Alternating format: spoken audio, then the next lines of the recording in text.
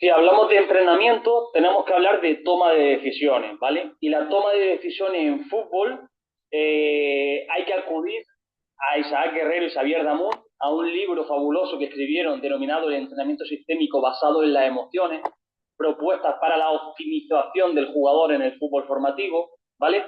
Donde ellos hablan de un ciclo sensación-acción, donde la toma de decisiones no se divide en percepción, decisión, no, es una única cosa, es una única fase. O sea, el jugador, y esta frase de Isaac Guerrero, no debe estar preparado para pensar, debe estar preparado para actuar, ¿vale? El ciclo sensación-acción pone el foco en las sensaciones y en las emociones que experimenta el jugador durante el juego, ¿vale? Según Guerrero y Damont, en situaciones de alta exigencia y tiempo limitado para decidir, porque esto lo decía Figo en una entrevista también, dice, el que ha jugado sabe que no hay tiempo para decidir, que todo sucede de manera instintiva, ¿no? Lo decía Leo Messi también, que él no piensa lo que hace, de hecho jugaba o juega igual que jugaba cuando tenía 5 años, ¿no? Igual pasa con Iniesta. Las respuestas más efectivas provienen de decisiones tomadas desde la inconsciencia, donde las emociones guían el comportamiento. O sea, lo intuitivo, lo instintivo, tiene que ver directamente con las emociones o sensaciones que uno va palpando en ese contexto hipercomplejo del juego. Este enfoque reconoce que el jugador actúa e interactúa por sensaciones en lugar de pensamientos racionales. Lo que hacemos poco tiene que ver con pensamientos racionales, con lo pensado, ¿no? Nosotros como entrenadores nos ponemos a hablarle al jugador y el jugador no se entera de nada. O los buenos jugadores no se enteran de nada, gracias a Dios, ¿no? Lo que implica que las emociones desempeñan un papel crucial en la toma de decisiones en el campo. Por lo tanto, el entrenamiento debe centrarse en crear contextos que estimulen estas respuestas sensoriales y emocionales, permitiendo que las acciones motrices emerjan de manera natural y adaptativa. Esto es clave, esto es importantísimo, porque uno entiende que lo emocional es lo más importante, entonces vamos a contratar a un psicólogo y el psicólogo soluciona las cosas. No. O sea, se trata de nosotros como entrenadores crear contextos donde fluya el jugar, el juego, ¿no? Donde estas respuestas sensoriales o emocionales, es decir, ese jugar, se dé libremente. El otro día leí a Diego Gaona decir que no, el talento no se construye, sino se permite, ¿no? Hablando de Lamine Yamal. Nosotros tenemos que permitir que las cosas sean como son, ¿no? Permitir o crear contextos, que es lo mismo, que se estimulen esas respuestas sensoriales y emocionales igual a naturales, a esas respuestas naturales del jugador mientras juega, ¿vale? Entonces, permitiendo que las acciones motrices emerjan de manera natural y adaptativa, ¿no? Aunque yo prefiero hablar de algo transformador, no tanto adaptativo, porque no es que nosotros nos adaptemos a algo concreto, a un molde, si precisamente estamos hablando de lo contrario, de que lo natural no cabe en moldes, ¿no? De que lo natural es único y singular. Entonces, no es una función adaptativa, sino una función transformadora, pero bueno, al final solo son palabras, ¿vale? En esta diapositiva vemos una frase que me encantó de Malcolm Gladwell que dice: estamos entrenados para pensar que lo que entra en cualquier transacción o relación o sistema debe estar directamente relacionado en intensidad y dimensión con lo que sale. Es decir, el fútbol, que es un juego de infinitésimas relaciones, y pretendemos que todo sea estable. No lo es. No es estable, ¿no? Estamos entrenados para pensar que lo que entra es igual que lo que sale, ¿no? Al final es algo hiper complejo, ¿de acuerdo? Este libro lo recomiendo fervientemente, con prólogos de Paco Cirulo y Andrés Iniesta, ¿vale? Y que habla mucho de la idea Barça. Al final son gente que ha estado trabajando en la idea Barça y trabajando bien en el Barça y trabajando correctamente, ¿vale? Bajo la idea Barça de verdad, ¿sí? Y este libro es un librazo y lo recomiendo mucho, ¿vale?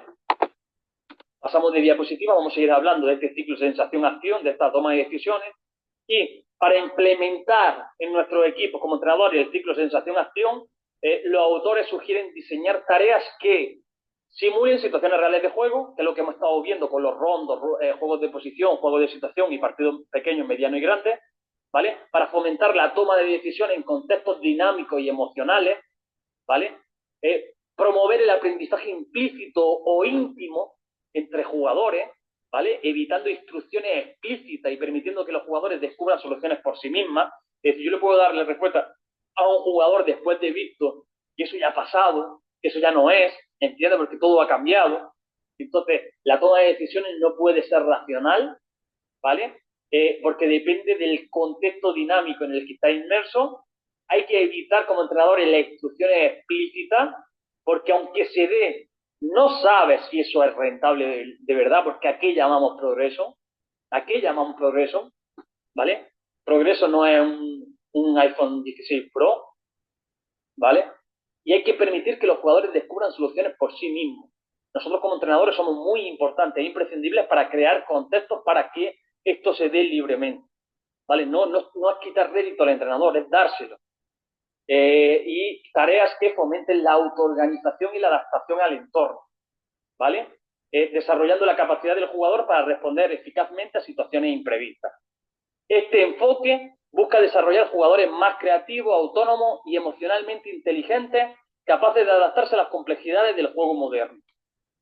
Dentro de esto hablamos de aprendizaje implícito, transformación del contexto, emergencias motrices, aprendizaje vivencial y estrategias naturales. ¿De acuerdo? La estrategia natural es lo que hemos hablado de adaptarse al transformar el entorno, no adaptarse. ¿De acuerdo? La siguiente diapositiva, vamos a hablar de citas que tienen que ver sobre la toma de decisiones. Francisco Cirulo dice que en el fútbol solo hay una cosa, ejecutar la idea. ¿Quiero superarte? Ejecución de la idea. ¿Vale? No pienso en cómo te voy a superar. He hablado muchas veces con Messi de esto. Y él, cuando quiere llevar a su rival, no piensa si lo hará por la derecha o por la izquierda, no. Para él la idea es llevarse al rival. Su idea es dejarlo clavado y llevarse el balón a otra parte. No piensa en cómo lo hará, solo ejecuta la idea. No piensa, no planifica, ejecuta, ¿vale? Entonces, ¿qué le vamos a enseñar a Messi si estamos diciendo que la toma de decisión no es racional y simplemente ejecuta? Ahí ya estamos diciendo que el juego es el jugador, ¿de acuerdo? Juego y jugador son la misma cosa, ¿de acuerdo? Entonces, Pep Guardiola dice, ¿cómo se entrena la toma de decisión? Pep Guardiola dice, jugando. No imagino los partidos ni pienso la jugada, sale lo que sale en el momento cuando tengo la pelota, nunca pienso lo que haré, juego como sale e inspiración. ¿Dónde están los espacios que jugador hay a tu alrededor? Te dejas llevar. Es un instinto que a partir de años de experiencia se convierte en algo natural. Discúlpenme un minuto y vengo, ¿vale?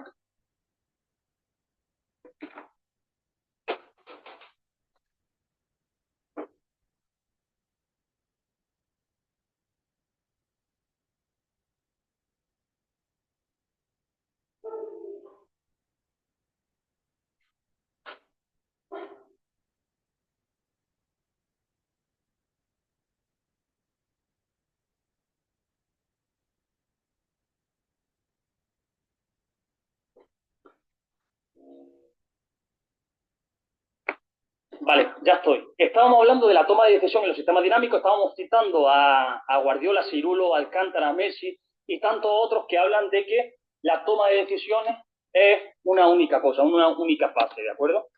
Sobre acciones, ahora vamos a pasar, en la siguiente diapositiva, vamos a dejar de lado la toma de decisiones y vamos a hablar sobre acciones micro y acciones macro. Algo muy interesante que tiene que ver con el entrenamiento, y Cirulo dice que la sesión diaria de entrenamiento debe tener entre 80 y 85% de juego en espacios reducidos todos los días. Porque si dominamos una acción micro en espacios pequeños, acción micro significa en espacios pequeños, con más facilidad dominaremos acciones macro, es decir, en espacios grandes. Aunque esto es algo a debatir, que lo debatiremos en el Zoom de mañana, porque no siempre es así, no siempre dominar una acción micro te permite dominar una acción macro. ¿De acuerdo? Aunque Cirulo comenta que sí, y la lógica te dice que sí, pero todos los casos hay casos excepcionales, ¿no? Entonces, entrenar en espacios reducidos prepara a los jugadores para enfrentar con mayor eficacia las situaciones en espacios más amplios, al mejorar sus habilidades técnicas, tácticas y cognitivas en un entorno más exigente. Vamos a escuchar a Cirulo. Creo que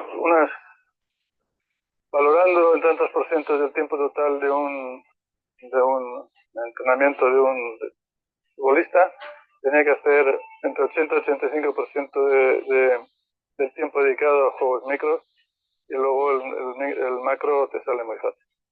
Si tú eres capaz de hacer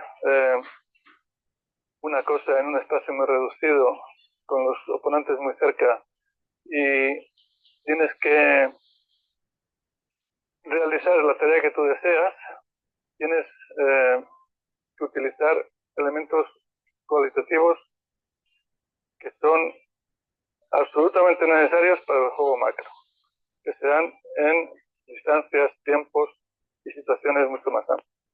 Vale, Seirulo dice, lo que hemos comentado, que lo ideal es que entre el 80 y el 85% de los juegos en espacios reducidos se hagan en eso, porque dominar una acción micro hace que domines con más facilidad una acción macro. Es decir, si eres capaz de hacer algo en 1 metro cuadrado, evidentemente lo vas a hacer mejor en 10, ¿no?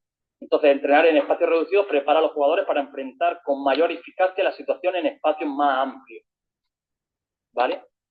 Después vamos a seguir hablando de una cita de Joan Vilá Bosch, ¿vale? Si Seirulo es importante, Joan Vilá lo es de igual manera, ¿vale? Para mí son las dos grandes cabezas de la Masía. Evidentemente primero fue Cruyff, pero ellos le han dado teoría, peso y argumento, ¿vale? Han formado infinitos entrenadores y son la base de todo esto que estamos hablando. Y él hace una diferencia entre optimizar y mejorar que me parece muy interesante. Él dice que él cuenta una anécdota del director de la cantera de la Masía cuando llegó Andrés Iniesta, que el director de la cantera le dijo a los entrenadores: no traten de mejorarlo, solo cuiden bien de él. Esto quiere decir que en la idea Barça no se habla de mejorar, sino de optimizar. Hay diferencia y lo veremos con estas citas, ¿sí? De hecho, en Can Barça nunca han hablado de mejorar. Agarran a Xavi Hernández y no le mejoran su resistencia, su salto, su capacidad aeróbica. No se centran en sus defectos, porque sus defectos ya son. Lo que hacen es potenciar sus virtudes o mirar sus virtudes. Al final eso se traduce en dejarlo ser. El buen entrenador es el que deja ser a sus jugadores, ¿no? Y Joan Vilá-Bosch dice lo siguiente, que me parece muy interesante esto, ¿no? No podemos hablar de mejora, podemos hablar de optimizar. Joan Vilá dice: mejorar es buscar un aumento de la misma cosa en la misma dirección. Mejoraremos el pase, el marcaje, la presión del equipo, conceptos tácticos, técnicos, físicos, lo mejoraremos, podemos mejorarlo, pero no es nuestro objetivo en la idea Barça. Nuestro objetivo es optimizar, que es mejorar la interrelación entre todas las estructuras. Es decir, mejorar solamente es una única cosa sin tener en cuenta su contexto. En cambio, optimizar tiene que ver con lo complejo y con lo global, con el pensamiento sistémico. Interrelacionar todo el trabajo técnico con la capacidad creativa del jugador, con su capacidad socioafectiva, con sus emociones, con su voluntad, con su estructura mental, con este yo quiero ser, con esta sensación que solamente conoce quien la tiene de verdad y que queremos transmitir a nuestro jugador. No queremos mejorar el pase, queremos mejorar mucho más que el pase. ¿Vale? Esta vía no tiene límites porque constantemente estaremos interrelacionando esta estructura entre ellas. Esta idea de Joan Vilá me parece clave, es importantísima. No es mejorar, es optimizar, no es centrarse en los defectos, sino centrarse en las virtudes. Los defectos ya son y hay que centrarse en las virtudes. Y yo, hablando de método, de la Masía, está bien porque ellos son la casa o el nido del buen juego, ¿no? Pero Pedri, que es el que mejor representa, y al final es hasta poético, que es el que mejor representa la idea de Barça, no se crió en la Masía. No se crió con ruedos, rondos, juego de posición, juego de situación. ¿Por qué? Porque es la naturalidad de cada jugador, ¿vale? Es la naturalidad de cada jugador. Y eso no se crea, no se construye, sino que se desvela, como siempre hemos comentado, ¿no? De hecho, si nosotros entrenamos a través de un método a Xavi Hernández o Joaquín Sánchez, da igual el método que usemos, que las cualidades de Xavi van a ser las que son y las cualidades de Joaquín van a ser las que son. Por mucho que entrenemos a Xavi Hernández en un 1 contra 1, ¿no? Por banda, no va a ser tan eficaz o resolutivo como lo es Joaquín Sánchez. Y si a Joaquín Sánchez lo ponemos desde pequeño en tareas que tengan que ver con organizar el juego, jamás lo va a hacer también como Xavi Hernández. Al final, el fútbol tiene mucho de congénito y es el jugador nace o se hace descubriendo las capacidades con las que nace. Y la clave como entrenador es esa, que no es fácil. No es fácil, ¿vale? Descubrir esas capacidades con las que nacemos, ¿vale? Luego, otra cosa importante en la idea Barça es hablar de constreñimientos, ¿vale? ¿A qué llamamos constreñimientos? En la metodología del Barça, los constreñimientos son factores que influyen en el comportamiento del jugador durante el entrenamiento y el juego. Es decir, son reglas, son condicionantes que nosotros ponemos, ¿sí? Estos se clasifican en 3 categorías: del organismo, características internas del jugador; del entorno, condiciones externas como el clima o el campo; y de la tarea, reglas y objetivos específicos del ejercicio. Al ajustar estos constreñimientos, los entrenadores crean situaciones que simulan las demandas reales del juego, promoviendo una adaptación efectiva y el desarrollo integral del futbolista.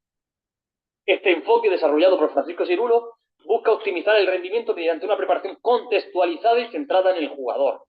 La idea de los constreñimientos es promover lo natural, ¿vale? Es constreñir, es decir, reglamentar para abrir soluciones con otras posibilidades de interactuación. Carlota Torrens dice: constreñir para abrir posibilidades, bloqueamos unas posibilidades de actuación para que emerjan otras diferentes a las habituales. ¿De acuerdo? Pero al final todo tiene un fin de promover lo natural, aunque aquí entramos a debate, porque al final estás condicionando y es eso lo natural, ¿vale?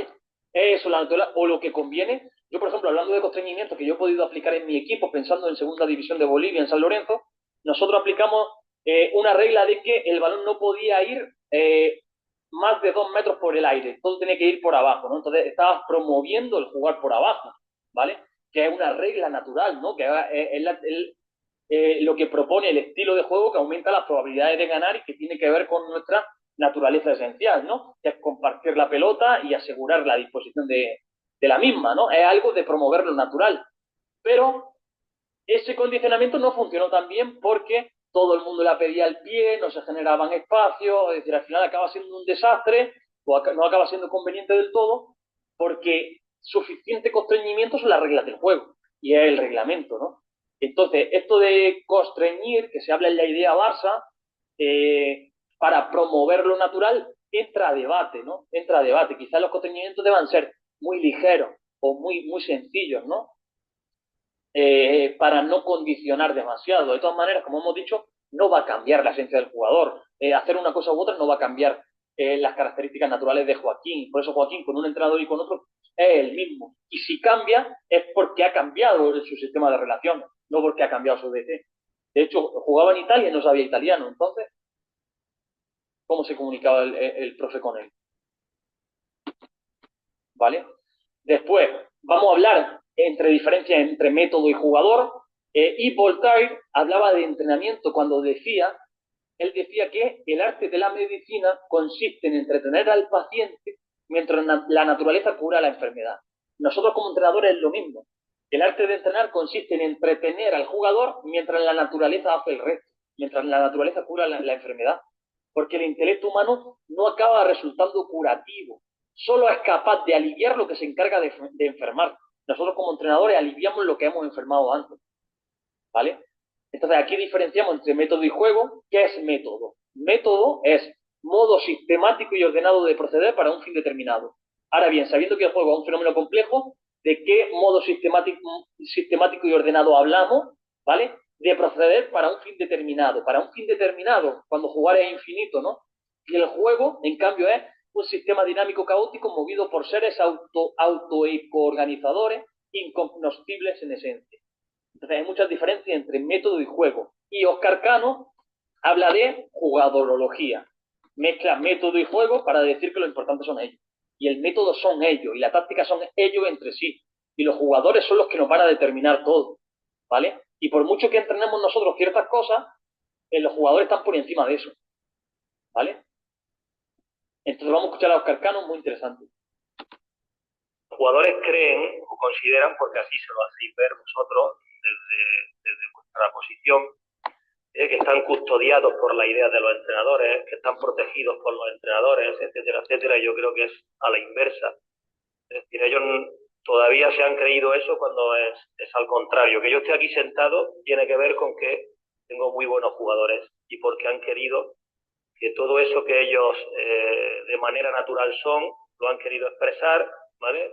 Y se han sentido a gusto para expresarlo, ¿no? Por tanto, nosotros tenemos una importancia, y lo digo de verdad, mínima, porque no tenemos la posibilidad de jugar, ¿no? ¿Por qué avanzo con esto tu pregunta? ¿Por qué hago esta breve reseña antes de contestarte? Porque el choque de estilos tiene que ver con las capacidades de los que están jugando. Es decir, ni mi equipo puede jugar a lo que juegan otros equipos, ni el equipo de Guillermo, por más que él se empeñe, pueden jugar como juega el Castellón. Es decir, yo no puedo jugar ni puedo tener las virtudes ni las carencias que tiene el Cornellá, ni el Cornellá puede tener las virtudes o las carencias que tiene el Castellón. Por tanto, el choque de estilos tiene más que ver con lo que son que con lo que nosotros somos o con lo que nosotros queremos ser, ¿no? Y en ese sentido, y tanto Guillermo como yo llevamos reivindicándolo siempre. Es decir, aquí no hay metodología, hay jugadorología. Es decir, todo se expresa a través de las capacidades que ellos tienen, de sus recursos, de sus atributos, de su talento. Y nosotros, como muchos, lo único que podemos hacer es ofrecerles contextos en el día a día que le den la oportunidad de expresar aquello que son y animarles y sobre todo hacerles ver, porque tenemos una posición privilegiada al no estar contaminado por tener que tomar decisiones en el juego, de decirles lo buenos que son y lo bien que hacen determinadas cosas, ¿no? Y a partir de ahí optimizar esas cosas que mejor se hacen, ¿no? Ahí él habla de jugadorología, de que lo importante son los jugadores, el método son ellos, y el juego debe parecerse más a lo que ellos son que a lo que nosotros somos como entrenadores, ¿no? O lo que nosotros queremos que ellos sean, ¿sí? Que las cosas son como son, no como queremos que sean. Vamos a terminar con varias citas que son me gustaron mucho, ¿vale? Y resumen mucho lo que quiero expresar en esta clase. Peter Schmeichel dice: Mikel Arteta es un maniático del control. Si yo fuera jugador, ¿querría que alguien controlara todo el tiempo lo que pienso y lo que hago? Esto es un debate que desarrollaremos mañana, ¿no? Y hablaremos mañana.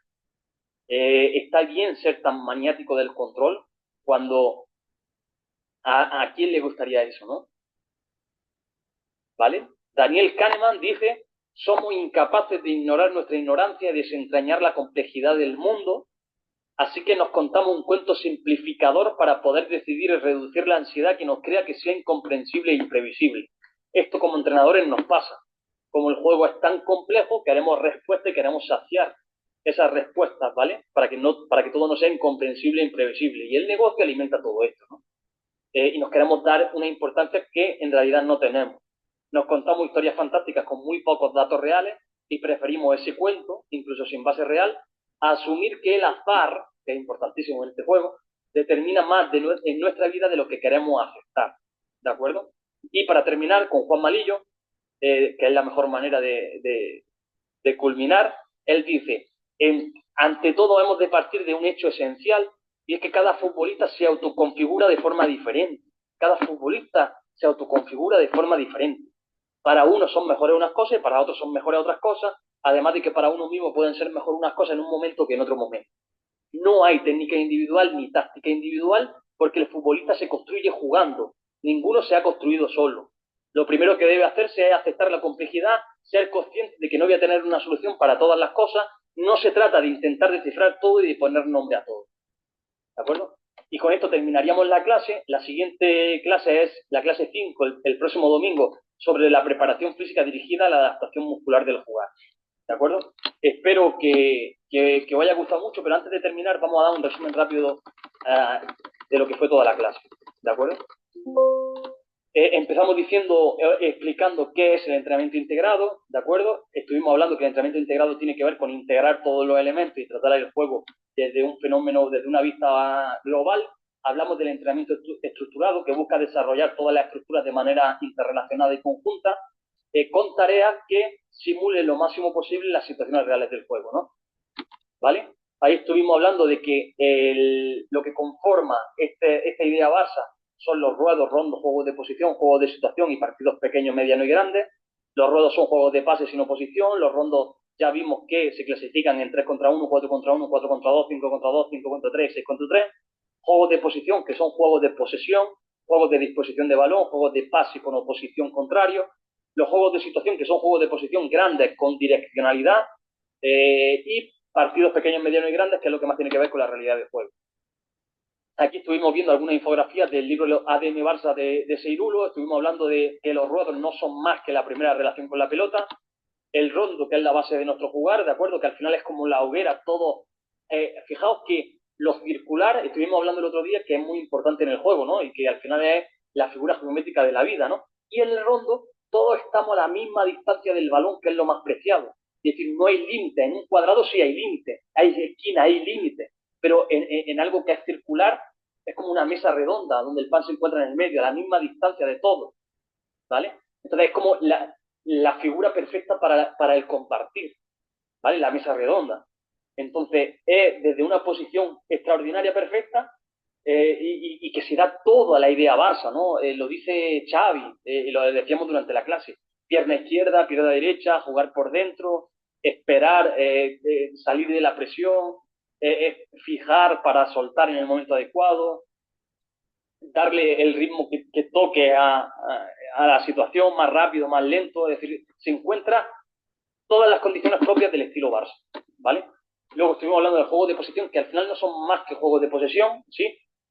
Son juegos de posición, el número puede variar, ¿de acuerdo? Sobre todo, no hay tarea mala, sino cómo se aplica o desarrolle, y eso tiene que ver con los jugadores, nosotros lo hemos comprobado, de que una misma tarea algunas veces ha salido de manera maravillosa y en otro contexto ha salido de manera horrenda, y es que los jugadores son los que determinan todo, ¿no?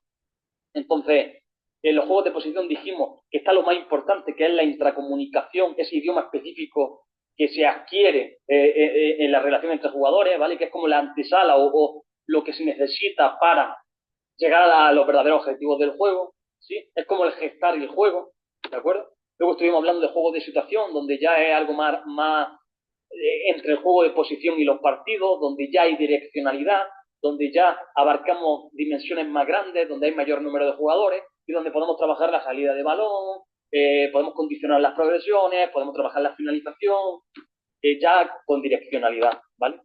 Después los partidos pequeños, medianos y grandes, ¿de acuerdo? Los pequeños a doble área, 4 contra 4, 5 contra 5, incluso 6 contra 6, depende, eso va a determinar también los jugadores que tengamos. Partidos medianos y grandes, 8 contra 8, 9 contra 9, 10 contra 10, o 9 contra 9, 10 contra 10, 11 contra 11, los partidos grandes, ¿sí? Todo integrando el trabajo en situaciones abiertas, ¿vale? En situaciones abiertas cambiantes que corresponden más con el juego. Después, aquí ya terminamos, ¿no? Lo que podría ser una sesión o la estructura de una sesión de entrenamiento. Voy a recalcar unas palabras que leí de Luis Enrique, que vamos a entrar en debate en el Zoom, y es sobre las vacaciones o la duración del entrenamiento, porque realmente yo escuché a Lillo decir que lo ideal es entrenar 55 minutos, 50-55 minutos al día. Hay que priorizar, que es una de las bases y principios de la idea Barça, lo cualitativo por encima de lo cuantitativo, ¿vale? Es entrenar bien y entrenar con calidad, ¿sí? Yo he visto equipos entrenar 2 horas y media al día, a un ritmo bajo, parándose mucho, eso al final cansa mentalmente también, no solamente físicamente, ¿no? Imagínate todos los días 2 horas y media bajo el sol, jugando, pendiente, no. Al final es poco tiempo, soy partidario de poco tiempo, entrenar poco tiempo, como dice Lillo, 55 minutos, pero de calidad, un entrenamiento intenso, que sea de verdad lo que más se asemeje a la realidad de juego, ¿no? Entonces no es necesario entrenar mucho, sino entrenar bien. Y Luis Enrique, finalista de Champions, ganador de todo en Francia, un entrenador impresionante, dice que la clave del PSG es que dio muchas vacaciones a sus jugadores, ¿no? Que fueron el equipo de Europa que más vacaciones dio en Navidad, creo que fueron 10 días, ¿no? Y es que al final estar bien de mente es importantísimo y además también cuidar tu cuerpo y cuidar tu salud, ¿no? De entrenar 2 horas al día me parece una sola bajada y yo creo que hay que priorizar lo cualitativo por encima de lo cuantitativo, ¿sí? Otra cosa es que entrenes poco y entrenes mal, ¿vale? Pero hay que encontrar un equilibrio y lo importante es lo cualitativo por encima de lo cuantitativo, ¿sí? Vale. Aquí estuvimos hablando del valor del entrenamiento específico individual, dijimos que el entrenamiento específico no tiene que ver con la idea Barça, pero Camilo Esperanza propone cosas, ¿no? Y propone que puede llegar a ser un activo intangible porque mejore la estructura socioafectiva entre jugadores, porque eso es igual a horas dedicadas a ese jugador, me parece muy interesante. Aquí vimos que la toma de decisiones no se divide en partes, sino que es una única cosa, hay que preparar al jugador para actuar o para interactuar, no para pensar, ¿vale? Ciclo sensación-acción, donde todo es parte de una misma cosa, donde hay un aprendizaje implícito, hay una transformación del contexto, hay emergencias motrices, ¿vale? Que incontrolables, que no se pueden prever de antes, emergen, ¿vale? Hay un aprendizaje vivencial y unas estrategias naturales, ¿no? Vale. La toma de decisiones, estuvimos hablando sobre las acciones micro y macro, sobre el desarrollarse en espacios pequeños hace que mejoren en espacios grandes, aunque yo tengo mis dudas, lo vamos a hablar mañana. Creo que la diferencia entre optimizar y mejorar, de Joan Vilán, muy interesante. Aquí llamamos constreñimientos, que son los condicionantes o las reglas que se ponen en la idea Barça para promover lo natural, aunque ahí también podamos entrar a debate, la diferencia entre método y jugador, la propuesta de Oscar Cano de hablar de jugadorología, el método son ellos, ¿vale? Y terminamos con esta cita de Daniel Kahneman, Peter Schmeichel y Juan Marillo, ¿vale? Espero que les haya gustado mucho la clase, con esto sí terminamos y nos vemos el próximo domingo. Muchas gracias, nos vemos, que estén bien.